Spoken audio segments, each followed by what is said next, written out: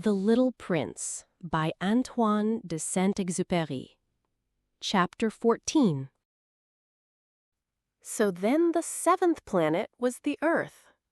The Earth is not just an ordinary planet. One can count there 111 kings, not forgetting, to be sure, the Negro kings among them, 7,000 geographers, 900,000 businessmen, 7,500,000 tipplers, 311 million conceited men. That is to say, about 2 billion grown-ups. To give you an idea of the size of the Earth, I will tell you that before the invention of electricity, it was necessary to maintain over the whole of the 6 continents a veritable army of 462,511 lamplighters for the street lamps. Seen from a slight distance, that would make a splendid spectacle.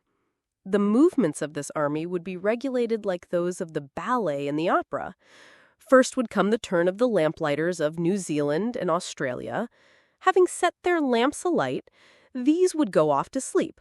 Next, the lamplighters of China and Siberia would enter for their steps in the dance, and then they too would be waved back into the wings.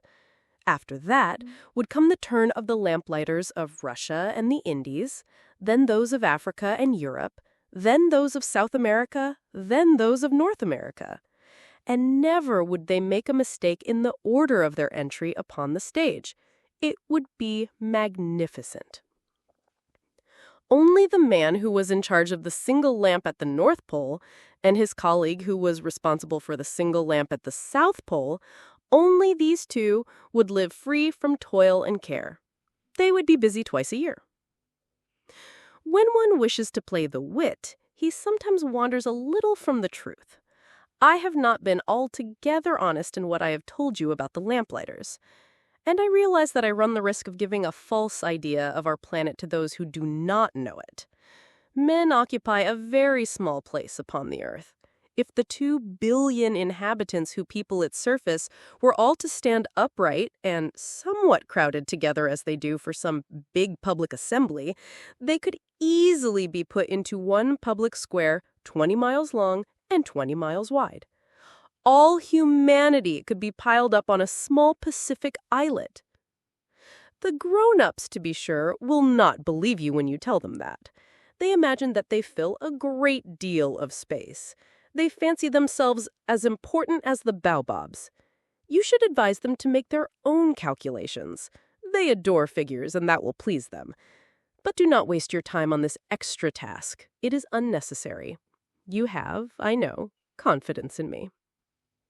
When the little prince arrived on the Earth, he was very much surprised to not see any people.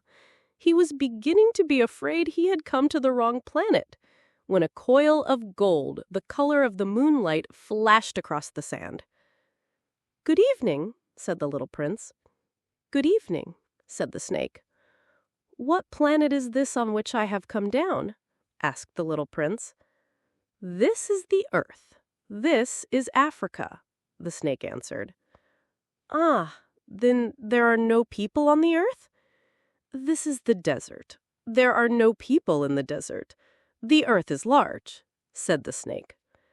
The little prince sat down on a stone and raised his eyes towards the sky.